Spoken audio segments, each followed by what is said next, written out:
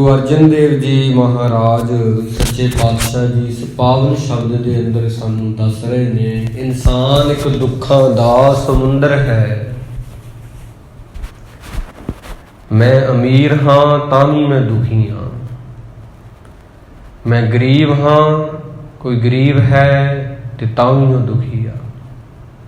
ਮੈਂ ਦੇਸ਼ 'ਚ ਰਹਿ ਰਿਹਾ ਆਪਣੇ ਹੀ, ਤਾਂ ਵੀ ਦੁੱਖ ਤਾਂ ਹੈ। ਮੈਂ ਦੇਸ਼ ਛੱਡ ਕੇ ਪ੍ਰਦੇਸ਼ ਵਿੱਚ ਚਲਾ ਗਿਆ, ਉੱਥੇ ਵੀ ਦੁੱਖ ਹੈ। ਸਰਦੀ ਦੀ ਰੁੱਤ ਹੈ, ਮੈਂ ਤਾਂ ਵੀ ਦੁਖੀ ਹਾਂ ਅੰਦਰੋਂ। ਗਰਮੀ ਹੈ ਤਾਂ ਵੀ ਮੈਂ ਤਪ ਰਿਹਾ। ਕੋਈ ਸੁਹੱਪਣ ਹਾਂ ਕਿਸੇ ਤੇ ਉਹ ਦੁਖੀ ਆ। ਕੁਰੂਪ ਦਾ ਦੁਖੀ ਹੋਣਾ ਸੁਭਾਵਿਕ ਗੱਲ ਆ। ਇੱਥੇ ਗੁਰੂ ਸਾਹਿਬ ਜੀ ਕਹਿ ਰਹੇ ਨੇ, ਹਰ ਬੰਦਾ ਕਿਸੇ ਨਾ ਕਿਸੇ ਪੀੜਾ ਦੇ ਵਿੱਚ, ਨਾਨਕ ਦੁਖੀਆ ਸਭ ਸੰਸਾਰ। ਫਰੀਦ ਸਾਹਿਬ ਜੀ ਇੱਕ ਸ਼ਬਦ ਕਹਿੰਦੇ ਹੁੰਦੇ ਨੇ, ਕਹਿੰਦੇ ਫਰੀਦਾ ਮੈਂ ਜਾਣਿਆ ਦੁੱਖ ਮੁਝ ਕੂ, ਦੁੱਖ ਸੁਭਾਇਆ ਜਗ, ਉੱਚੇ ਚੜ੍ਹ ਕੇ ਦੇਖਿਆ ਘਰ ਘਰ ਏਹਾ ਅੱਗ। ਕਹਿੰਦੇ ਜਦੋਂ ਮੈਂ ਆਪਣੇ ਆਪ ਨੂੰ ਦੇਖਿਆ, ਆਪਣੇ ਸਰੀਰ ਵੱਲ ਤੱਕਿਆ, ਸੋਚਿਆ ਮੈਂ ਬਹੁਤ ਜ਼ਿਆਦਾ ਦੁਖੀ ਹਾਂ, ਕੇਵਲ ਮੈਂ ਹੀ ਦੁਖੀ ਹਾਂ। ਸੰਸਾਰ ਹੱਸ ਰਿਹਾ, ਸੰਸਾਰ ਚਾਅ ਦੇ ਵਿੱਚ ਆ, ਖੁਸ਼ੀ ਦੇ ਵਿੱਚ ਆ, ਪਰ ਕਹਿੰਦੇ ਮੈਂ ਗਲਤ ਸੀ। ਮੈਂ ਜਾਣਿਆ ਦੁੱਖ ਮੁਝ ਕੂ, ਮੈਨੂੰ ਲੱਗਦਾ ਸੀ ਕੇਵਲ ਮੈਂ ਹੀ ਦੁੱਖ ਵਿੱਚ ਹਾਂ, ਪਰ ਨਹੀਂ। ਦੁੱਖ ਸੁਭਾਇਆ ਜਗ, ਸਾਰਾ ਜੱਗ ਸਾਰੀ ਦੁਨੀਆ ਹੀ ਪੀੜਾ ਨੂੰ ਹੰਢਾ ਰਹੀ ਆ, ਕੇਵਲ ਮੈਂ ਨਹੀਂ। ਕਦੋਂ ਪਤਾ ਲੱਗਾ? ਕਹਿੰਦੇ ਜਦੋਂ ਉੱਚੇ ਚੜ੍ਹ ਕੇ ਦੇਖਿਆ ਘਰ ਘਰ ਏਹਾ ਅੱਗ। ਕਹਿ ਰਹੇ ਨੇ, ਕਹਿੰਦੇ ਜਦੋਂ ਮੈਂ ਆਪਦੀ ਉੱਚੀ ਸੁਰਤ ਦੇ ਨਾਲ ਦੇਖਿਆ, ਉੱਚੇ ਚੜ੍ਹ ਕੇ ਦੇਖਣ ਦਾ ਮਤਲਬ ਇਹ ਆ, ਜਦੋਂ ਮੇਰੀ ਸੁਰਤ ਉੱਚੀ ਹੋਈ, ਮੇਰੇ ਕੋਲ ਗਿਆਨ ਆਇਆ, ਮੇਰੇ ਕੋਲ ਵਿਵੇਕ ਆਇਆ, ਉਹਦੇ ਨਾਲ ਮੈਂ ਸਮਝਿਆ ਲੋਕ ਬਹੁਤ ਜ਼ਿਆਦਾ ਦੁਖੀ ਨੇ। ਉਹਨਾਂ ਦੀਆਂ ਅੱਖਾਂ ਦੇ ਵਿੱਚ ਹੰਝੂ ਜਿਹੜੇ ਨੇ ਲੁਕੋਏ ਹੋਏ ਨੇ, ਪਰ ਉਹ ਪੀੜਾ 'ਚ ਨੇ। ਕੋਈ ਤਨ ਕਰਕੇ ਦੁਖੀ ਹੈ, ਕੋਈ ਮਨ ਕਰਕੇ ਸੋਗੀ ਆ, ਕੋਈ ਚਿੱਤ ਕਰਕੇ ਉਦਾਸ ਹੈ। ਇੱਕ ਇੱਕ ਦੁੱਖ ਸਾਰਿਆਂ ਦੇ ਪਾਸ ਹੈ, ਇੱਕ ਇੱਕ ਦੁੱਖ ਸਾਰਿਆਂ ਦੇ ਕੋਲ ਆ। ਇੱਥੇ ਗੁਰੂ ਅਰਜਨ ਦੇਵ ਜੀ ਨੇ ਆਖਿਆ, ਪਰਮੇਸ਼ਰ ਨੇ ਜਿਸ ਇਨਸਾਨ ਤੇ ਕਿਰਪਾ ਕੀਤੀ ਆ, ਦਇਆ ਕੀਤੀ ਆ, ਤਰਸ ਕੀਤਾ ਹੈ, ਉਹਦੇ ਦੁੱਖ ਰੋਗ ਕਾ ਡੇਰਾ ਭੰਨਾ। ਜਿਹੜੇ ਉਹਦੇ ਅੰਦਰ ਡੇਰਾ ਲਾਈ ਬੈਠੇ ਸਨ ਦੁੱਖ ਤੇ ਰੋਗ, ਉਹਨਾਂ ਦਾ ਡੇਰਾ ਚੁਕਵਾ ਦਿੱਤਾ ਜਦੋਂ ਪਰਮੇਸ਼ਰ ਦੀ ਕਿਰਪਾ ਹੋਈ ਆ। ਆਨੰਦ ਕਰਹਿ ਨਰ ਨਾਰੀ, ਹਰ ਹਰ ਪ੍ਰਭ ਕਿਰਪਾ ਧਾਰੀ। ਫਿਰ ਉਹ ਇਨਸਾਨ ਜਾਂ ਉਹ ਜੀ ਮਿਲ ਕੇ ਆਨੰਦ ਮਾਣਦੇ ਨੇ ਪਰਮੇਸ਼ਰ ਦੀਆਂ ਦਾਤਾਂ ਦਾ। ਕਾਰਨ ਕੀ ਆ? ਉਹਨਾਂ ਤੇ ਕਿਰਪਾ ਹੋ ਜਾਂਦੀ ਆ। ਜਿਵੇਂ ਕਿ ਇਤਿਹਾਸ ਦੇ ਵਿੱਚ ਆਪਾਂ ਸਾਖੀਆਂ ਬੜੀਆਂ ਨੇ, ਉਹਨਾਂ 'ਚੋਂ ਕੁਝ ਘਟਨਾਵਾਂ ਦਾ ਜ਼ਿਕਰ ਕਰਦੇ ਹਾਂ। ਭਾਈ ਮਤੀ ਦਾਸ ਜੀ ਹੋਏ, ਭਾਈ ਸਤੀ ਦਾਸ ਜੀ ਹੋਏ, ਭਾਈ ਦਇਆਲਾ ਜੀ ਹੋਏ, ਭਾਈ ਮਨੀ ਸਿੰਘ ਜੀ ਹੋਏ। ਇਹਨਾਂ ਨੂੰ ਜਦੋਂ ਤਸੀਹੇ ਦਿੱਤੇ ਹਨ ਦੁਸ਼ਟਾਂ ਨੇ, ਭਾਈ ਮਤੀ ਦਾਸ ਨੂੰ ਹੁਕਮ ਕੀਤਾ ਗਿਆ ਕਿ ਤੁਸੀਂ ਮੁਸਲਮਾਨ ਬਣੋ, ਨਹੀਂ ਫਿਰ ਮੌਤ ਕਬੂਲ ਕਰੋ। ਉਹਨਾਂ ਆਖਿਆ, ਸੀ ਮਰਨਾ ਸਾਡੇ ਧਰਮ 'ਚ ਸਾਨੂੰ ਪਹਿਲਾਂ ਸਿਖਾਇਆ ਹੈ ਗੁਰੂ ਤੇਗ ਬਹਾਦਰ ਜੀ ਨੇ। ਮਰਨ ਤੋਂ ਅਸੀਂ ਡਰਦੇ ਨਹੀਂ ਤੇ ਜ਼ੁਲਮ ਅਸੀਂ ਸਹਿਣਾ ਨਹੀਂ। ਮੈਨੂੰ ਮੌਤ ਕਬੂਲ ਆ, ਦੂਜਾ ਜਿਹੜਾ ਹੈ ਸ਼ਰਤ ਆ ਉਹ ਕਬੂਲ ਆ। ਆਖਿਆ ਸੀ ਤੇਰੀ ਆਖਰੀ ਇੱਛਾ ਦੱਸ ਦੇ ਫਿਰ, ਕਿਉਂਕਿ ਹੁਣ ਤੇਰੇ ਸਰੀਰ ਨੂੰ ਤੇ 2 ਹਿੱਸੇ ਕੀਤੇ ਜਾਣਗੇ, ਸਿਰ ਤੋਂ ਲੈ ਕੇ 2 ਫਾੜ ਹੋਏਗਾ, ਤੇਰੇ 2 ਹਿੱਸੇ ਹੋਣਗੇ, ਆਰੇ ਦੇ ਨਾਲ ਤੈਨੂੰ ਚੀਰਿਆ ਜਾਣਾ। ਤੇਰੀ ਆਖਰੀ ਤਮੰਨਾ ਤਾਂ ਹੈ ਤਾਂ ਦੱਸ। ਜਲਾਦਾਂ ਨੇ ਪੁੱਛਿਆ, ਕਹਿਣ ਲੱਗੇ ਆਖਰੀ ਇੱਛਾ ਤਾਂ ਇਹੀ ਆ ਵੀ ਜਿਹੜਾ ਮੇਰਾ ਮੁੱਖ ਆ, ਉਹ ਗੁਰੂ ਤੇਗ ਬਹਾਦਰ ਜੀ ਦੇ ਪਿੰਜਰੇ ਵੱਲ ਕਰੋ, ਕਿਉਂਕਿ ਮਹਾਰਾਜ ਉਦੋਂ ਪਿੰਜਰੇ ਵਿੱਚ ਕੈਦ ਸਨ। ਉਧਰ ਉਹਨਾਂ ਦਾ ਮੁੱਖ ਕੀਤਾ ਗਿਆ ਹੈ, ਉਧਰੋਂ ਉਹਨਾਂ ਬਾਣੀ ਪੜ੍ਹਨੀ ਸ਼ੁਰੂ ਕੀਤੀ ਹੈ। ਹੌਲੀ ਹੌਲੀ ਤੇ ਮਤਲਬ ਆਰੇ ਦੇ ਨਾਲ ਉਹਨਾਂ ਦੇ ਸਰੀਰ ਦੇ 2 ਹਿੱਸੇ ਕੀਤੇ ਗਏ ਨੇ, ਜਿਹਦੇ ਵਿੱਚ ਉਹ ਜਪਜੀ ਸਾਹਿਬ ਦੀ ਬਾਣੀ ਪੜ੍ਹਦੇ ਗਏ। ਹੈਰਾਨੀ ਦੀ ਗੱਲ ਇਹ ਹੋਈ ਸੀ, ਕਿਉਂਕਿ 2 ਫਾੜ ਹੋਣ ਤੋਂ ਬਾਅਦ ਵੀ ਜਿੰਨਾ ਸਮਾਂ ਜਪਜੀ ਸਾਹਿਬ ਸੰਪੂਰਨ ਨਹੀਂ ਹੋਇਆ, ਉਤਨਾ ਸਮਾਂ ਉਹਨਾਂ ਨੂੰ ਆਵਾਜ਼ਾਂ ਉਹਨਾਂ ਦੀਆਂ ਅੰਤੜੀਆਂ ਆਂਦਰਾਂ ਦੇ ਵਿੱਚੋਂ ਸੁਣਦੀਆਂ ਰਹੀਆਂ। ਐਸੇ ਮਤੀ ਦਾਸ ਜੀ ਹੋਏ ਨੇ। ਸਤੀ ਦਾਸ ਜੀ ਨੂੰ ਰੂੰ ਦੇ ਵਿੱਚ ਲਪੇਟ ਕੇ ਸ਼ਹੀਦ ਕੀਤਾ ਗਿਆ। ਭਾਈ ਦਿਆਲਾ ਜੀ ਨੂੰ ਦੇਗ ਦੇ ਵਿੱਚ ਉਬਾਲਿਆ ਗਿਆ। ਗੁਰੂ ਤੇਗ ਬਹਾਦਰ ਮਹਾਰਾਜ ਜੀ ਦੇ ਸਾਹਮਣੇ ਕਿ ਇਹ ਡੋਲ ਜਾਣ ਤੇ ਧਰਮ ਕਬੂਲ ਕਰ ਲੈਣ, ਇਸਲਾਮ ਕਬੂਲ ਕਰ ਲੈਣ। ਗੁਰੂ ਮਹਾਰਾਜ ਨੇ ਆਖਿਆ ਸੀ, ਭੈ ਕਾਹੂ ਕੋ ਦੇਤ ਨਹਿ ਪੈ ਮਾਨਤ ਆਣ। ਕਿਸੇ ਤੋਂ ਡਰਨਾ ਵੀ ਨਹੀਂ ਤੇ ਕਿਸੇ ਨੂੰ ਡਰਾਉਣਾ ਵੀ ਨਹੀਂ। ਤੇਰੇ ਸੇਵਕ ਕੋ ਭਉ ਕਿਛ ਨਾਹੀ, ਜਮ ਨਹੀਂ ਆਵੇ ਨੇਰੇ। ਜਿਹੜਾ ਸੇਵਕ ਹੁੰਦਾ ਹੈ ਗੁਰੂ ਦਾ, ਪਰਮੇਸ਼ਰ ਦਾ, ਉਹਨੂੰ ਡਰ ਨਹੀਂ ਹੁੰਦਾ ਤੇ ਨਾ ਹੀ ਕਿਸੇ ਨੂੰ ਡਰਾਉਂਦਾ ਹੈ। ਪਰਮੇਸ਼ਰ ਦਿੱਤਾ ਬੰਨਾ, ਦੁਖ ਰੋਗ ਕਾ ਡੇਰਾ ਭੰਨਾ। ਆਨੰਦ ਕਰਹਿ ਨਰ ਨਾਰੀ, ਹਰ ਹਰ ਪ੍ਰਭ ਕਿਰਪਾ ਧਾਰੀ। ਐਸੇ ਸਿੱਖਾਂ ਦੇ ਸਿਰ ਤੇ ਕਿਰਪਾ ਕਰਕੇ ਗੁਰੂ ਜੀ ਉਹਨਾਂ ਦੇ ਦੁੱਖ, ਉਹਨਾਂ ਦੇ ਰੋਗ, ਜਿਨ੍ਹਾਂ ਨੇ ਬਹੁਤ ਸਮੇਂ ਤੋਂ ਡੇਰਾ ਲਾਇਆ ਹੁੰਦਾ, ਉਹ ਚੁਕਵਾ ਦਿੰਦੇ ਨੇ, ਦੂਰ ਹੋ ਜਾਂਦਾ ਹੈ। ਸੰਤੋ ਸੁਖ ਹੋਆ ਸਭ ਥਾਈ, ਪਾਰ ਬ੍ਰਹਮ ਪੂਰਨ ਪਰਮੇਸ਼ਰ। ਰਵ ਰਹਿਆ ਸਭਣੀ ਜਾਈ। ਜਿੱਥੇ ਜਿੱਥੇ ਵੀ ਮੈਂ ਜਾਣਾ, ਉੱਥੇ ਹੀ ਮੈਨੂੰ ਸੁੱਖ ਮਿਲਦਾ, ਆਨੰਦ ਮਿਲਦਾ। ਨਾਨਕ ਭਗਤਾਂ ਸਦਾ ਵਿਗਾਸ, ਸੁਣੇ ਦੁਖ ਪਾਪ ਕਾ ਨਾਸ। ਜਿਹੜੇ ਰੱਬ ਦੇ ਪਿਆਰੇ ਹੁੰਦੇ ਨੇ, ਉਹ ਸਦਾ ਹੀ ਵਿਗਾਸ 'ਚ ਰਹਿੰਦੇ ਨੇ। ਚਾਹੇ ਉਹ ਜਵਾਨੀ 'ਚ ਹੋਣ, ਚਾਹੇ ਉਹ ਬੁਢੇਪੇ 'ਚ ਹੋਣ, ਚਾਹੇ ਉਹ ਦੇਸ਼ 'ਚ ਹੋਣ, ਚਾਹੇ ਉਹ ਪ੍ਰਦੇਸ਼ 'ਚ ਹੋਣ, ਚਾਹੇ ਸਰਦੀ ਦੀ ਰੁੱਤ ਹੋਵੇ, ਚਾਹੇ ਪਤਝੜ ਹੋਵੇ, ਚਾਹੇ ਬਹਾਰ, ਚਾਹੇ ਮੌਸਮੇ ਬਹਾਰ, ਮੌਸਮੇ ਫਿਜ਼ਾਂ ਹੋਵੇ, ਕੁਝ ਵੀ ਹੋਵੇ, ਉਹ ਆਨੰਦ ਜਨੇ। ਨਾਨਕ ਭਗਤਾਂ ਸਦਾ ਵਿਗਾਸ, ਸਦਾ ਵਾਲਾ ਵਿਗਾਸ ਹੁੰਦਾ। ਦੇਖੋ ਨਾ, 2 ਚੀਜ਼ਾਂ ਹਨ। ਇੱਕ ਤਾਂ ਹੈ ਦੁੱਖ ਤੇ ਸੁੱਖ, ਇਹਨਾਂ ਦੇ ਬਦਲ ਨੇ। ਇਸ ਗੱਲ ਨੂੰ ਧਿਆਨ ਨਾਲ ਸਮਝੋ। ਗੁਰੂ ਮਹਾਰਾਜ ਕਹਿ ਰਹੇ ਨੇ, ਦੁੱਖ ਦਾ ਬਦਲ ਹੈ ਸੁੱਖ ਤੇ ਸੁੱਖ ਦਾ ਬਦਲ ਹੈ ਦੁੱਖ। ਇਹ ਅਦਲ ਬਦਲ ਹੁੰਦੀ ਹੋਈ ਰਹਿੰਦੀ ਹੈ ਜ਼ਿੰਦਗੀ 'ਚ। ਇੱਕ ਸਿੱਕਾ ਹੈ, ਉਹਦੇ ਇੱਕ ਪਾਸੇ ਲਿਖਿਆ ਹੋਇਆ ਹੈ ਸੁੱਖ, ਉਹਦੇ ਹੀ ਥੱਲੇ ਲਿਖਿਆ ਹੋਇਆ ਦੁੱਖ। ਜ਼ਿੰਦਗੀ ਦੇ ਵਿੱਚ ਹਰ ਕਿਸੇ ਕੋਲੇ ਸਿੱਕਾ ਹੈ, ਤੇ ਜਦੋਂ ਤੱਕ ਉਹ ਮਰ ਨਹੀਂ ਜਾਂਦਾ ਇਨਸਾਨ, ਉਦੋਂ ਤੱਕ ਇਹ ਪਾਸਾ ਬਦਲਦਾ ਰਹਿੰਦਾ ਹੈ।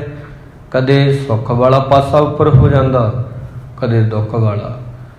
ਜਦ ਕਿ ਇਹਨਾਂ ਦੇ ਅਦਲ ਬਦਲ ਹੁੰਦੀ ਆ, ਜ਼ਿਆਦਾ ਫਰਕ ਨਹੀਂ ਹੈਗਾ ਇਹਨਾਂ 'ਚ। ਜੇ ਤੁਹਾਡੇ ਘਰੇ ਦੁੱਖ ਆ, ਸੁੱਖ ਕਿਤੇ ਦੂਰ ਨਹੀਂ, ਸੁੱਖ ਦਰਵਾਜ਼ੇ 'ਚ ਹੀ ਖੜਾ। ਜੇ ਤੁਹਾਡੇ ਘਰੇ ਸੁੱਖ ਆ ਤਾਂ ਦੁੱਖ ਕਿਤੇ ਦੂਰ ਨਹੀਂ, ਉਹ ਦਰਵਾਜ਼ੇ 'ਚ ਹੀ ਖੜਾ। ਜੇ ਸੰਜੋਗ ਹੋਇਆ ਅੱਜ ਕਿਸੇ ਦਾ, ਤਾਂ ਵਿਜੋਗ ਉਹਦੇ ਨਾਲ ਹੀ ਆ, ਵਿਛੋੜਾ ਉਹਦੇ ਨਾਲ ਹੀ ਆ। ਜੇ ਫੁੱਲ ਖਿੜਿਆ ਤਾਂ ਮੁਰਝਾਉਣਾ ਉਹਦੇ ਨਾਲ ਹੀ ਲਿਖਿਆ ਹੋਇਆ। ਜੇ ਦਿਨ ਚੜ੍ਹਿਆ, ਰਾਤ ਉਹਦੇ ਨਾਲ ਹੀ ਲਿਖੀ ਹੋਈ ਆ। ਇਹ ਗੁਰੂ ਸਾਹਿਬ ਜੀ ਸਾਨੂੰ ਸਮਝਾਉਂਦੇ ਨੇ। ਤਾਂ ਹੀ ਕਹਿੰਦੇ ਨੇ, ਦੁੱਖ ਸੁੱਖ ਦੋਏ ਦਰ ਕੱਪੜੇ, ਪਹਿਰੇ ਜਾਏ ਮਨੁੱਖ।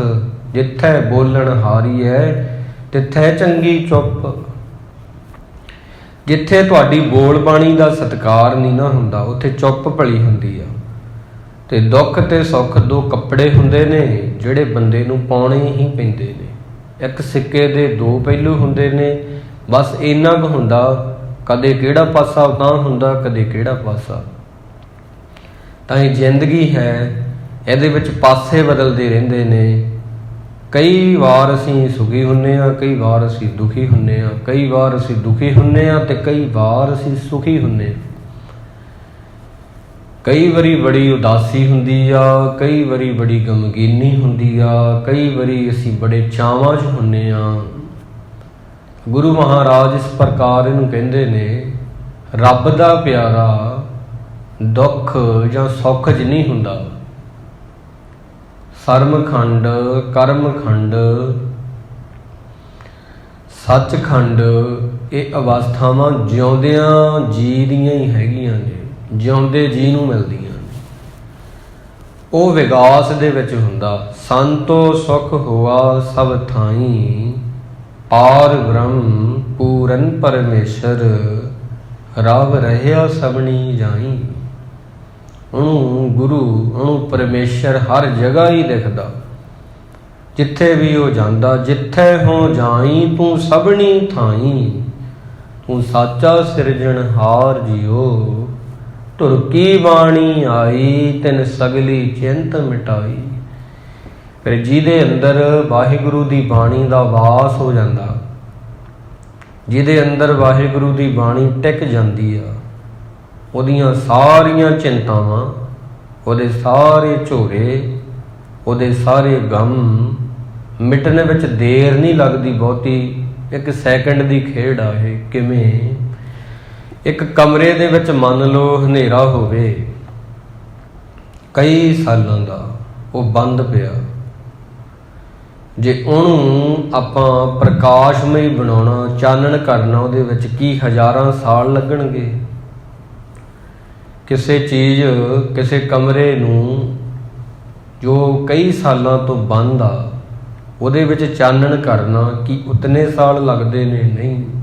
1 ਸਕਿੰਟ ਦੇ ਵਿੱਚ ਬੱਤੀ ਜਲਾਓ ਤੇ ਹਨੇਰਾ ਦੂਰ ਹੋ ਜਾਂਦਾ।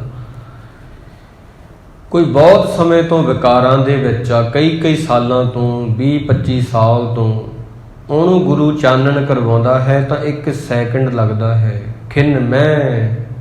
ਖਿੰਨ ਮੈਂ ਕਿਰਪਾ ਹੋ ਜਾਂਦੀ ਹੈ 1 ਸੈਕਿੰਡ ਦੇ ਵਿੱਚ, ਤੇ ਖਿੰਨ ਦੇ ਵਿੱਚ ਹੀ ਬੰਦਾ ਜਿਹੜਾ ਹੈ ਉਹ ਭਗਤ ਬਣ ਜਾਂਦਾ।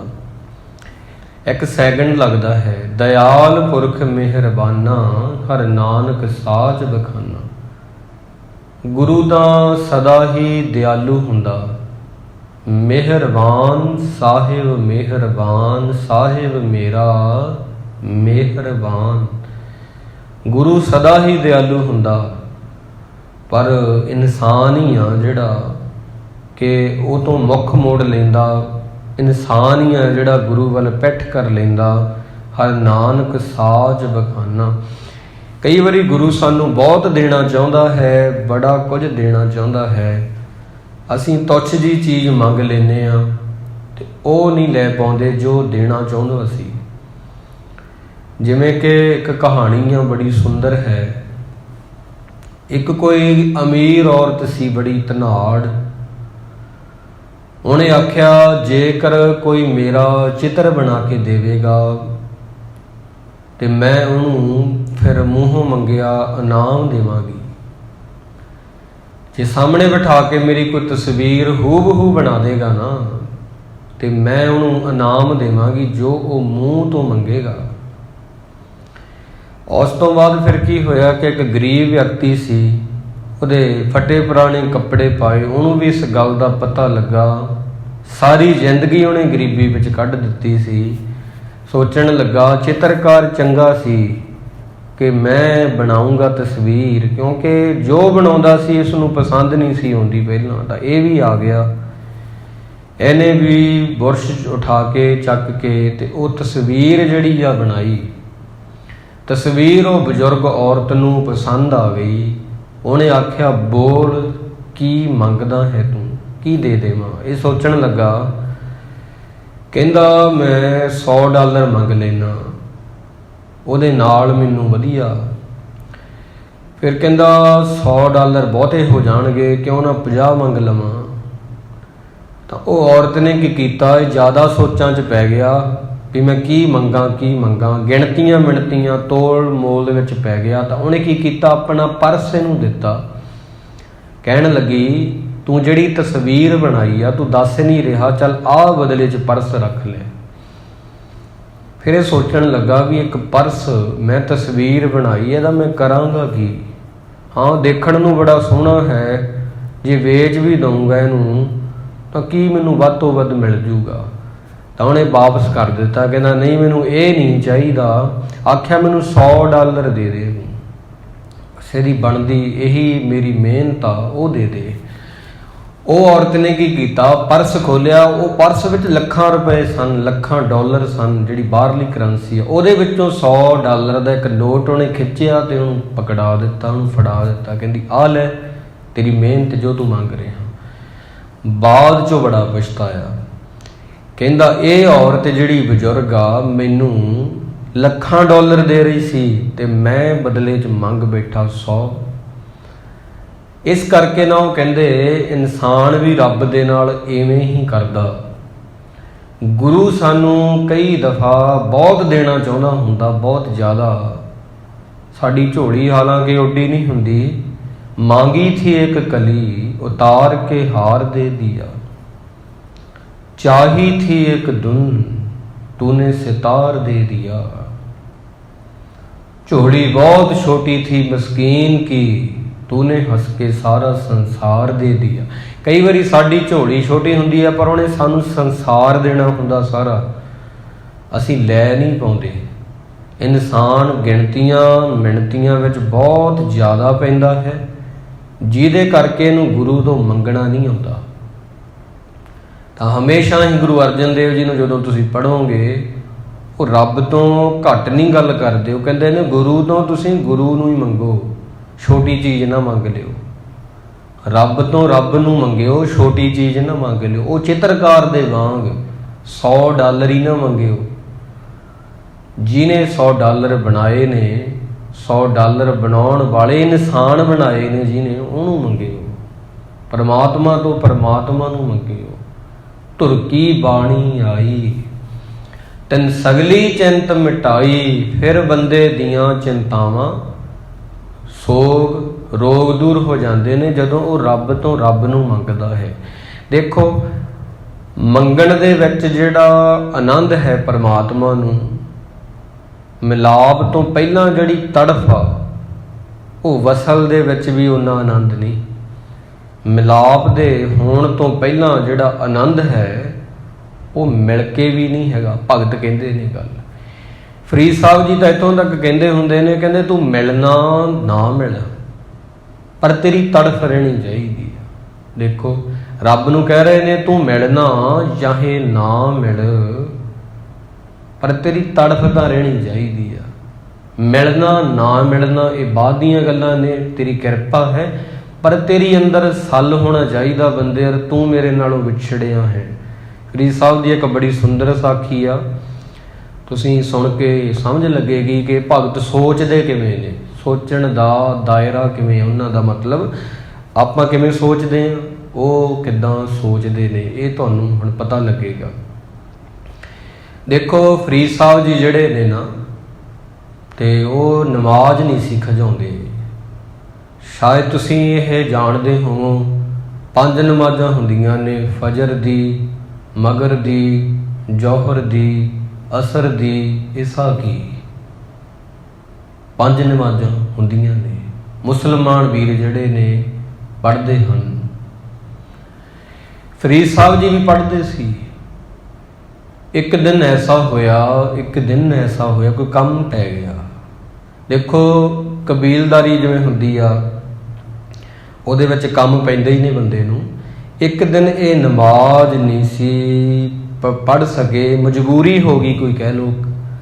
ਜਦੋਂ ਰਾਤ ਨੂੰ ਮੰਜੇ ਤੇ ਪੈਣ ਲੱਗੇ ਉਦੋਂ ਅੰਗ ਮੁੜੇ ਮੁੜ ਜਾਏ, ਉਦੋਂ ਇਹਨਾਂ ਨੂੰ ਬੜੀ ਪੀੜਾ ਹੋਈ। ਪੀੜਾ ਤਾਂ ਹੋਈ ਕਿਉਂਕਿ ਇੱਕ ਅਹਿਸਾਸ ਸੀ ਅੰਦਰ ਵੀ ਮੈਂ ਪੜ੍ਹ ਨਹੀਂ ਪਾਇਆ। ਜਿਹੜੇ ਬੰਦੇ ਅੰਦਰ ਇਹ ਚੀਜ਼ ਹੋਊਗੀ ਇਹ ਉਹਨੂੰ ਪੀੜਾ ਹੋਣੀ ਆ, ਦੂਜੇ ਨੂੰ ਨਹੀਂ। ਦੂਜਾ ਵਿਅਕਤੀ ਤਾਂ ਬਹੁਤ ਦਿਨ ਉਹਦੀ ਯਾਦ ਬਿਨਾਂ ਲੰਘਾ ਦਿੰਦਾ, ਬਹੁਤ ਦਿਨ, ਇੱਕ ਨਹੀਂ ਕਈ ਸਾਰੀ ਉਮਰ ਹੀ ਲੰਘਾ ਦਿੰਦੇ ਨੇ। ਕਹਿੰਦੇ ਹੈ ਖੁਦਾ ਅੱਜ ਨਾ ਸੁੱਤੀ ਕੰਤ ਸਿਉ ਫਰੀਦਾ, ਅੰਗ ਮੁੜੇ ਮੁੜ ਜਾਏ।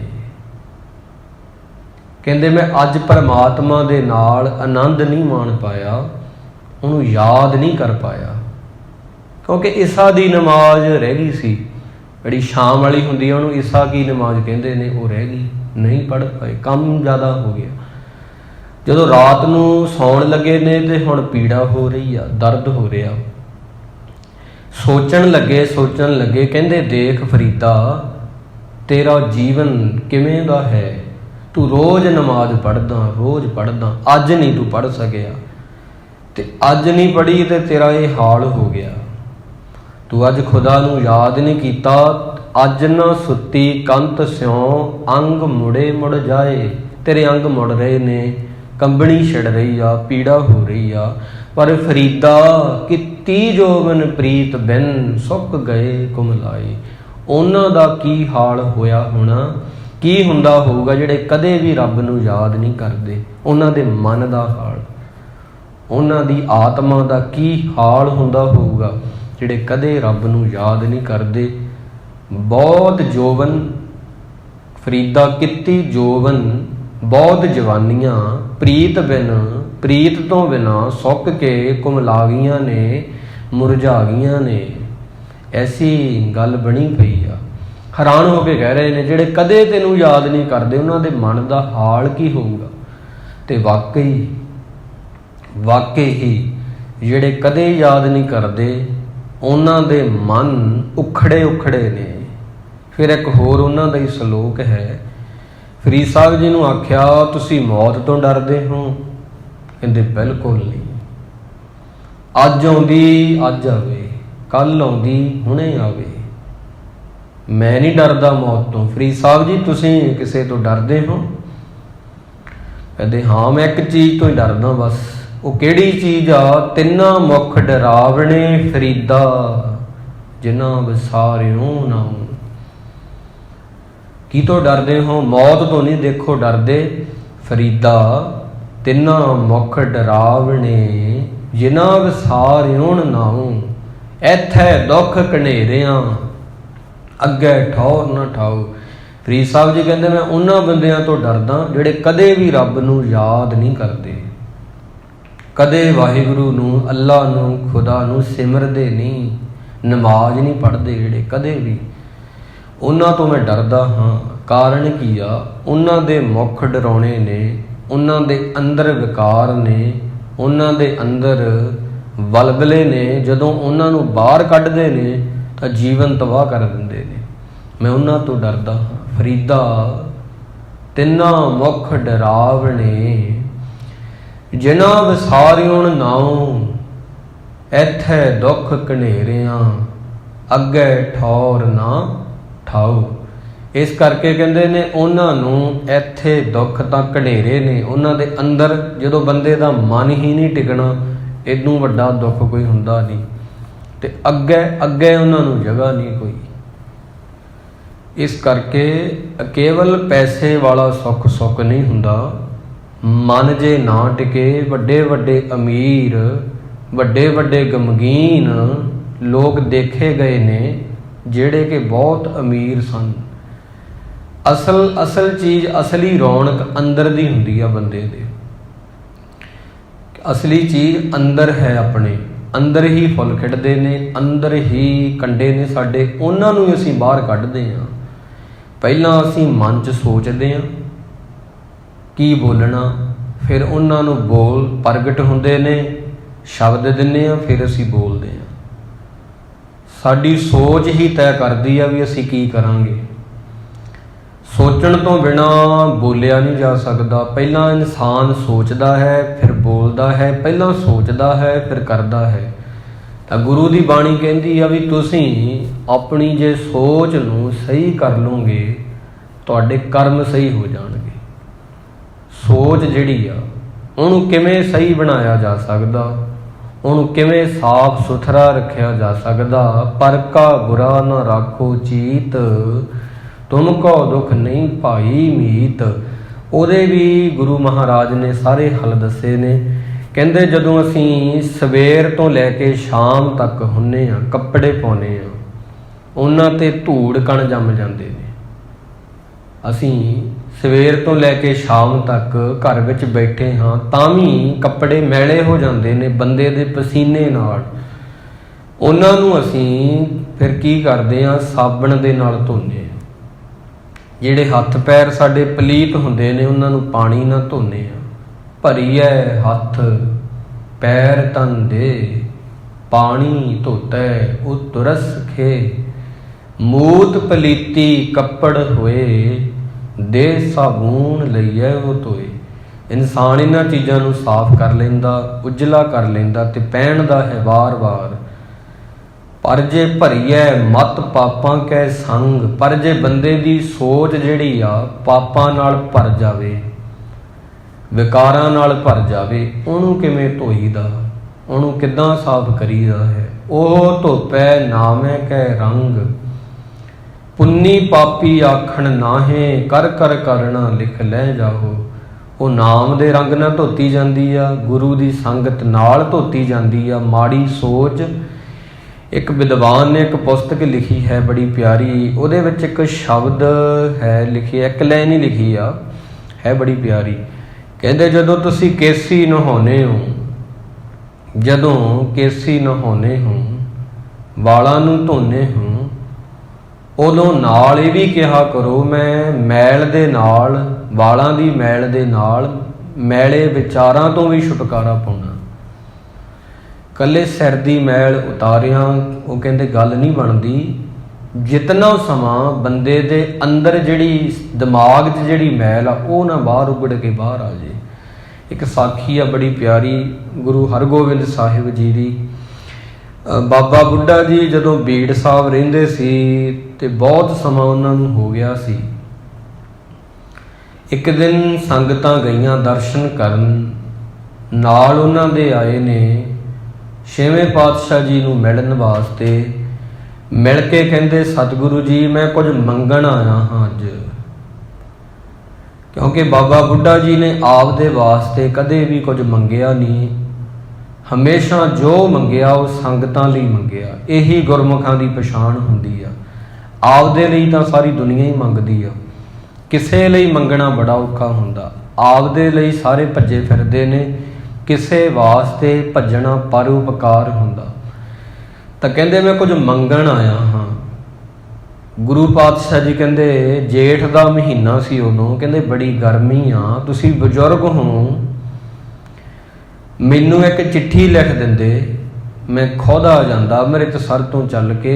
ਇੰਨਾ ਕਸ਼ਟ ਸਹਾਰਿਆ ਇੰਨੀ ਉਮਰ ਦੇ ਵਿੱਚ, ਕਾਰਨ ਕੀ ਆ, ਕੋਈ ਖਾਸ ਚੀਜ਼ ਹੋਣੀ ਆ। ਕਹਿੰਦੇ ਅਸੀਂ ਇਹ ਕਹਿੰਦੇ ਹਾਂ ਆਪ ਜੀ ਨੂੰ, ਤੁਹਾਡੇ ਸਿੱਖ ਜਿਹੜੇ ਨੇ, ਤੁਹਾਡੇ ਸੇਵਕ ਜਿਹੜੇ ਨੇ ਨਾ, ਜਦੋਂ ਕੋਈ ਤੁਹਾਡੀ ਨਿੰਦਿਆ ਕਰਦਾ, ਲੋਕ ਕਿਉਂਕਿ ਇਹ ਕਹਿਣ ਲੱਗੇ ਸੀ ਛੇਵੇਂ ਪਾਤਸ਼ਾਹ ਨੇ ਰੀਤੀ ਬਦਲਤੀ ਆ, 5 ਪਾਤਸ਼ਾਹੀਆਂ ਵਾਲੀਆਂ ਰੀਤੀ ਛੱਡ ਕੇ ਨਵੀਂ ਰੀਤੀ ਤੋਰ ਲਈ, ਸ਼ਿਕਾਰ ਖੇਡਣ ਲੱਗ ਗਏ, ਕਲਗੀ ਲਾਉਣ ਲੱਗ ਗਏ, ਹਥਿਆਰ ਰੱਖਣ ਲੱਗ ਗਏ, ਇਹ ਹੁਣ ਸਹੀ ਨਹੀਂ। ਉਦੋਂ ਜਦੋਂ ਸੇਵਕ ਜਿਹੜੇ ਨੇ ਲੜ ਪੈਂਦੇ ਨੇ ਉਹਨਾਂ ਨਾਲ, ਨਿੰਦਕਾਂ ਨਾਲ ਝਗੜਾ ਹੁੰਦਾ।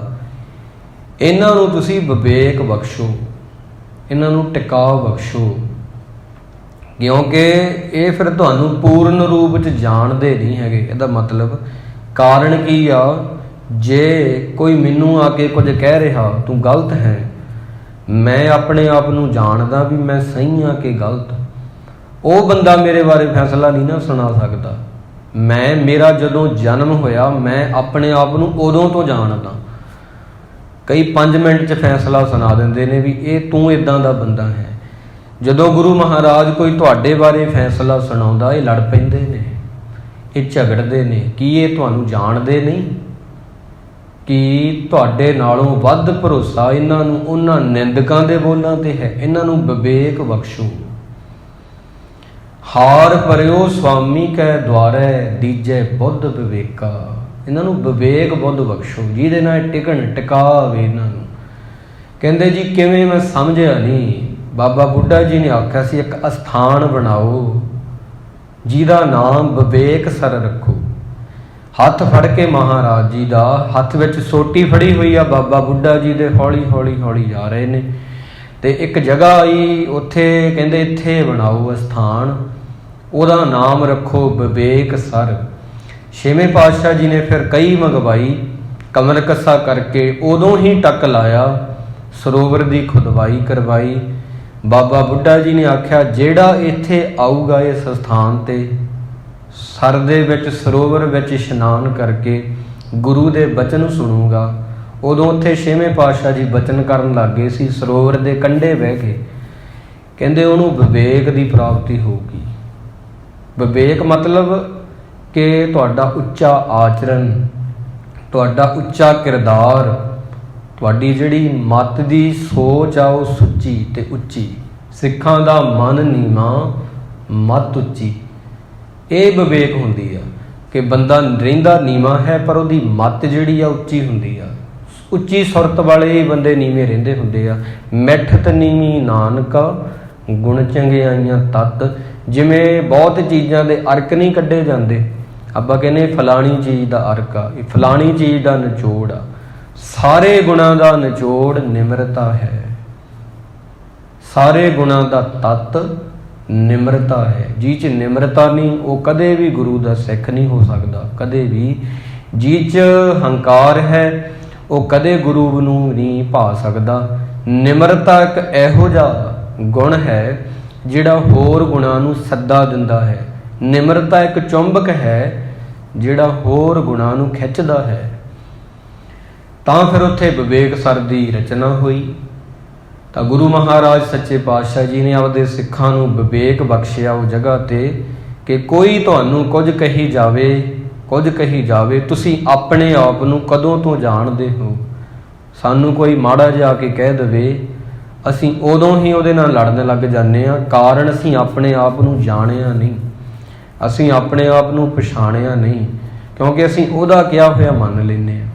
ਇਸ ਕਰਕੇ ਜਿਹੜੇ ਗੁਰਸਿੱਖ ਹੁੰਦੇ ਨੇ ਉਹਨਾਂ ਨੂੰ ਜਦੋਂ ਕੋਈ ਆ ਕੇ ਕੁਝ ਕਹਿੰਦਾ ਉਹਨਾਂ ਨੂੰ ਤਰਸ ਆ ਜਾਂਦਾ। ਮਹਾਤਮਾ ਬੁੱਧ ਜੀ ਜਿਵੇਂ ਹੋਏ, ਉਹਨਾਂ ਦੀ ਇੱਕ ਛੋਟੀ ਜਿਹੀ ਘਟਨਾ ਹੈ। ਉਹਨਾਂ ਕੋਲ ਕੋਈ ਆਇਆ ਤੇ ਬਹੁਤ ਸਾਰੀਆਂ ਗਾਲਾਂ ਕੱਢੀਆਂ ਉਹਨਾਂ ਨੂੰ, ਮੁੱਖ ਤੇ ਉਹਨਾਂ ਦੇ ਥੁੱਕ ਵੀ ਦਿੱਤਾ ਸੀ। ਬਹੁਤ ਮਾੜਾ ਸ਼ਬਦ ਕਹਿ ਕੇ ਠੰਡਾ ਹੋ ਗਿਆ ਬੰਦਾ, ਕਿਉਂਕਿ ਅੱਗੋਂ ਕੋਈ ਜਵਾਬ ਹੀ ਨਹੀਂ ਆ ਰਿਹਾ, ਜਵਾਬ ਹੀ ਨਹੀਂ ਦਿੱਤਾ। ਉਹਨਾਂ ਸੁਣੀ ਗਏ ਤੇ ਮਹਾਤਮਾ ਬੁੱਧ ਜੀ ਕਹਿਣ ਲੱਗੇ ਮੈਨੂੰ ਇਹ 'ਤੇ ਤਰਸ ਆ ਰਿਹਾ ਹੈ, ਗੁੱਸਾ ਨਹੀਂ ਆ ਰਿਹਾ। ਆਨੰਦ ਪੁੱਛਦਾ ਕਿ ਗੁੱਸਾ ਕਿਉਂ ਨਹੀਂ ਆ ਰਿਹਾ ਜੀ ਤੁਹਾਨੂੰ? ਕਹਿੰਦੇ ਇਹਦੇ ਵੱਸ ਨਹੀਂ, ਇਹਦੇ ਵੱਸ ਨਹੀਂ। ਭਾਵ ਕਿ ਇਹਨੇ ਜਦੋਂ ਗਾਲਾਂ ਕੱਢੀਆਂ ਮੈਨੂੰ ਉਦੋਂ ਇਹਦੇ ਕੁਛ ਵੱਸ ਨਹੀਂ ਸੀ, ਆਪੇ ਤੋਂ ਬਾਹਰ ਸੀ, ਨਸ਼ੇ 'ਚ ਸੀ। ਨਸ਼ੇ 'ਚ ਬੰਦਾ ਜਿਹੜਾ ਹੋਵੇ ਉਹ ਕੁਝ ਵੀ ਬੋਲ ਸਕਦਾ, ਤੇ ਮੈਂ ਕਿਸੇ ਨਸ਼ੇ ਵਾਲੇ ਵਿਅਕਤੀ ਦਾ ਗੁੱਸਾ ਨਹੀਂ ਕਰਦਾ, ਉਹ ਕੁਝ ਵੀ ਕਹਿ ਸਕਦਾ, ਉਹ ਹੋਸ਼ 'ਚ ਨਹੀਂ। ਫਿਰ ਜਦੋਂ ਦੁਬਾਰਾ ਆਇਆ ਉਹਨੇ ਮਾਫੀ ਮੰਗੀ ਕਿ ਮਹਾਤਮਾ ਜੀ ਮੈਂ ਗਲਤ ਸੀ, ਤੁਸੀਂ ਸਹੀ ਸੀ। ਫਿਰ ਉਹ ਤੋਂ ਕੁਝ ਬੋਲਿਆ ਨਾ ਜਾਵੇ, ਅੱਖਾਂ 'ਚ ਪਾਣੀ ਸੀ, ਪੈਰਾਂ 'ਤੇ ਡਿੱਗ ਪਿਆ। ਕਹਿੰਦੇ ਹੁਣ ਵੀ ਮੈਂ ਕੁਝ ਨਹੀਂ ਕਹਾਂਗਾ ਇਹਨੂੰ, ਹੁਣ ਵੀ ਇਹ ਬੜਾ ਦੀਨ ਆ, ਇਹਦੇ ਕੋਲ ਸ਼ਬਦ ਹੀ ਨਹੀਂ ਹੈਗੇ ਕਹਿਣ ਨੂੰ, ਹੁਣ ਵੀ ਇਹਦੇ ਵੱਸ ਨਹੀਂ। ਪਹਿਲਾਂ ਇੰਨਾ ਗੁੱਸੇ 'ਚ ਸੀ, ਵੱਸ ਨਹੀਂ ਸੀ ਚੱਲਦਾ, ਇਹਨੇ ਮੁੱਖ ਤੇ ਥੁੱਕ ਦਿੱਤਾ। ਇੰਨਾ ਮਤਲਬ ਇੰਨਾ ਆਪੇ ਤੋਂ ਬਾਹਰ ਸੀ, ਵੱਸ ਨਹੀਂ, ਸ਼ਬਦ ਨਹੀਂ ਸੀ। ਤਾਂ ਹੀ ਕਿਹਾ ਨਾ, ਜਦੋਂ ਬੰਦਿਆਂ ਕੋਲ ਸ਼ਬਦ ਮੁੱਕ ਜਾਂਦੇ ਨੇ ਉਦੋਂ ਹਥਿਆਰ ਉਹ ਚੁੱਕ ਕੇ ਲੜਦੇ ਨੇ। ਸ਼ਬਦ ਜਿਹੜੇ ਹੁੰਦੇ ਨੇ ਜਦੋਂ ਮੁੱਕਦੇ ਨੇ ਉਦੋਂ ਹੀ ਬੰਦਾ ਲੜਦਾ ਹੈ ਨਾ, ਉਦੋਂ ਹੀ ਮਤਲਬ ਉਦੋਂ ਸ਼ਬਦ ਬੰਦ ਕਰ ਦਿੰਦਾ, ਉਦੋਂ ਹੱਥ ਪੈਰ ਚਲਾਉਂਦਾ, ਲੜਦਾ ਹੈ। ਕਹਿੰਦੇ ਉਦੋਂ ਸ਼ਬਦ ਨਹੀਂ ਸੀ, ਉਦੋਂ ਮੇਰੇ ਮੁੱਖ ਤੇ ਥੁੱਕ ਕੇ ਗਿਆ, ਹੁਣ ਫੇਰ ਸ਼ਬਦ ਨਹੀਂ, ਹੁਣ ਮਾਫੀ ਮੰਗਣ ਆਇਆ, ਹੁਣ ਬੋਲਿਆ ਨਹੀਂ ਜਾਂਦਾ, ਹੁਣ ਰੋ ਰਿਹਾ। ਮਹਾਂਪੁਰਸ਼ ਦੋਨਾਂ ਗੱਲਾਂ 'ਚ ਤਰਸ ਰੱਖਦੇ ਨੇ। ਗੁੱਸੇ 'ਚ ਵੀ ਕੋਈ ਹੋਵੇ ਤਾਂ ਵੀ ਉਹਨਾਂ ਨੂੰ ਤਰਸ ਆ ਜਾਂਦਾ, ਕੋਈ ਬਹੁਤ ਕਰਨਾ ਵਿੱਚ ਹੋਵੇ ਤਾਂ ਵੀ ਤਰਸ ਆ ਜਾਂਦਾ। ਇਸ ਕਰਕੇ ਤੁਸੀਂ ਆਪਣੇ ਆਪ ਨੂੰ ਕਦੋਂ ਤੋਂ ਜਾਣਦੇ ਹੋ ਇਹ ਦੇਖਿਆ ਕਰੋ। ਜੇ ਤੁਹਾਨੂੰ ਕੋਈ ਮਾੜਾ ਕਹਿੰਦਾ ਤੁਸੀਂ ਉਹਦੇ ਕਹੇ ਮਾੜੇ ਹੋ ਤਾਂ ਇਹਦਾ ਮਤਲਬ ਤੁਸੀਂ ਆਪਣੇ ਆਪ ਨੂੰ ਜਾਣਿਆ ਹੀ ਨਹੀਂ, ਤੁਸੀਂ ਉਹਦਾ ਕਿਆ ਹੀ ਮੰਨ ਰਹੇ ਹੋ। ਇਸ ਕਰਕੇ ਜੇ ਕੋਈ ਜਾਣ ਕੇ ਤੁਹਾਡੀ ਫੋਕੀ ਵਡਿਆਈ ਕਰ ਰਿਹਾ ਤੇ ਤੁਸੀਂ ਬਹੁਤ ਖੁਸ਼ ਹੋ ਰਹੇ ਹੋ ਤਾਂ ਵੀ ਤੁਸੀਂ ਆਪਣੇ ਆਪ ਨੂੰ ਜਾਣਿਆ ਨਹੀਂ, ਦੋਨੋਂ ਹਾਲਾਤਾਂ 'ਚ ਨਹੀਂ ਜਾਣਿਆ। ਤਾਂ ਇਸ ਕਰਕੇ ਜੋ ਤੁਸੀਂ ਹੋ ਉਹ ਤੁਸੀਂ ਉਹ ਹੋ ਜੋ ਤੁਸੀਂ ਸੋਚਦੇ ਹੋ ਸਾਰਾ ਦਿਨ, ਸਾਰਾ ਦਿਨ ਤੁਸੀਂ ਕੀ ਸੋਚਦੇ ਹੋ ਇਹ ਤੁਹਾਨੂੰ ਤੁਹਾਡਾ ਪਤਾ ਤੇ ਮੈਨੂੰ ਮੇਰਾ ਪਤਾ, ਤੁਹਾਡਾ ਮੇਰਾ ਪਰ ਗੁਰੂ ਨੂੰ ਜ਼ਰੂਰ ਪਤਾ ਹੈ। ਜੇ ਗੁਰੂ ਨੂੰ ਪਤਾ ਅਸੀਂ ਕੀ ਸੋਚਦੇ ਹਾਂ ਤਾਂ ਫਿਰ ਚੰਗੀ ਸੋਚ ਰੱਖੀਏ, ਕਿਉਂਕਿ ਜੇ ਮਾੜਾ ਸੋਚਿਆ ਤਾਂ ਗੁਰੂ ਨੂੰ ਪਤਾ ਲੱਗ ਜਾਣਾ। ਮੇਰੀ ਭੈਣ ਨੂੰ, ਭਰਾ ਨੂੰ, ਮਿੱਤਰਾਂ ਨੂੰ ਪਤਾ ਨਹੀਂ ਲੱਗ ਰਿਹਾ, ਪਰ ਗੁਰੂ ਤਾਂ ਜਾਣਦਾ ਮੈਂ ਕੀ ਸੋਚ ਰਿਹਾ। ਤਾਂ ਆਪਾਂ ਕਿਸੇ ਬੰਦੇ ਕਰਕੇ ਨਹੀਂ ਆਪਦੀ ਮੱਤ ਸੁੱਚੀ ਰੱਖਣੀ, ਆਪਾਂ ਗੁਰੂ ਕਰਕੇ ਰੱਖਣੀ ਆ। ਜੇ ਤੁਸੀਂ ਬੰਦੇ ਕਰਕੇ ਮੱਤ ਸੁੱਚੀ ਰੱਖੋਗੇ, ਬੰਦੇ ਦੀ ਵਡਿਆਈ ਕਰਕੇ ਰੱਖੋਗੇ, ਜੇ ਗੁਰੂ ਕਰਕੇ ਰੱਖੋਗੇ ਫਿਰ ਕੋਈ ਵੀ ਆਵੇ ਤੁਹਾਡੀ ਮੱਤ ਹਮੇਸ਼ਾ ਸੁੱਚੀ ਰਹੇਗੀ। ਤਾਂ ਕਰਕੇ ਸਿੱਖਾਂ ਦਾ ਮਨ ਨੀਵਾਂ, ਮੱਤ ਉੱਚੀ ਹੁੰਦੀ ਆ। ਨਿਮਰਤਾ ਕਰਕੇ ਉਹਨਾਂ ਦਾ ਮਨ ਨੀਵਾਂ ਹੁੰਦਾ, ਸੋਚ ਉੱਚੀ ਹੋਣ ਕਰਕੇ ਉਹਨਾਂ ਦੀ ਮੱਤ ਉੱਚੀ ਹੁੰਦੀ ਆ। ਮੱਤ ਉੱਚੀ ਸਦਾ ਰੱਖੀਏ ਤੇ ਮਨ ਨੀਵਾਂ ਸਦਾ ਰੱਖੀਏ। ਦਇਆਲ ਪੁਰਖ ਮਿਹਰਬਾਨਾ, ਹਰ ਨਾਨਕ ਸਾਚ ਬਖਾਨਾ, ਪਰਮੇਸ਼ਰ ਦਿੱਤਾ ਬੰਨਾ, ਦੁੱਖ ਰੋਗ ਕਾ ਡੇਰਾ ਭੰਨਾ। ਫਿਰ ਸਾਡੇ ਇਹ ਦੁੱਖਾਂ ਦਾ ਡੇਰਾ ਜਿਹੜਾ ਹੈ ਚੁੱਕ ਜਾਂਦਾ। ਜਦੋਂ ਸੋਚ ਬੰਦੇ ਦੀ ਸਹੀ ਹੋਵੇਗੀ, ਕਰਮ ਆਪੇ ਹੀ ਸਹੀ ਹੋ ਜਾਣੇ ਨੇ। ਜਦੋਂ ਜੜ ਸਹੀ ਹੋਵੇਗੀ, ਫੁੱਲ ਆਪੇ ਹੀ ਲੱਗ ਪੈਣੇ ਆ। ਜੇ ਜੜ ਖਰਾਬ ਹੋ ਗਈ, ਜੜ ਸੁੱਕ ਗਈ, ਪੱਤੇ ਵੀ ਸੁੱਕ ਜਾਣਗੇ। ਸੋਚ ਸਹੀ ਰੱਖੋ, ਕੰਮ ਤੁਹਾਡੇ ਆਪੇ ਹੀ ਸਹੀ ਹੋਣਗੇ। ਇਹ ਦੱਸਿਆ ਮਹਾਰਾਜ ਨੇ। ਪੱਲੇ ਬੰਨ੍ਹ ਕੇ ਲੈ ਕੇ ਜਾਈਏ। ਗੁਰੂ ਮਹਾਰਾਜ ਕਿਰਪਾ ਕਰਨ, ਕੀਤੀ ਵਿਚਾਰ ਹਿਰਦਿਆਂ ਵਿੱਚ ਵਸੇ। ਗੁਰ ਸ਼ਬਦਾਂ ਦੀ ਕਮਾਈ ਕਰਕੇ ਆਪਦੇ ਜੀਵਨ ਨੂੰ, ਆਪਦੀ ਜੀਵਨ ਯਾਤਰਾ ਨੂੰ ਸੋਹਣਾ ਬਣਾਈਏ। ਆਓ ਆਪਾਂ ਵੀ ਪਿਆਰ ਨਾਲ ਵਾਹਿਗੁਰੂ ਕਹਿ ਲਈਏ, ਆਪਦੀ ਮੱਤ ਦੇ ਨਾਲ, ਸੁਰਤ ਦੇ ਨਾਲ।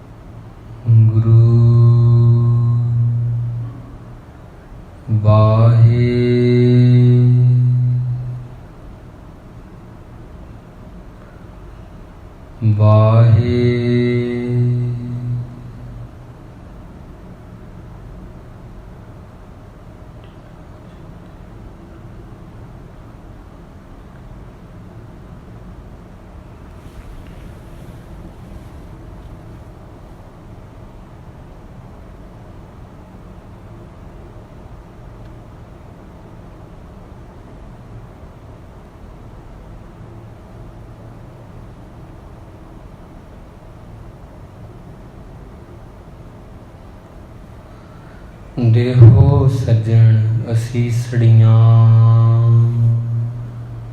ਜਿਉ ਹੋਵੈ ਸਾਹਿਬ ਸਿਉ ਮੇਲ। ਵਾਹਿਗੁਰੂ ਜੀ ਕਾ ਖਾਲਸਾ, ਵਾਹਿਗੁਰੂ ਜੀ ਕੀ ਫਤਿਹ। ਤੂੰ ਠਾਕ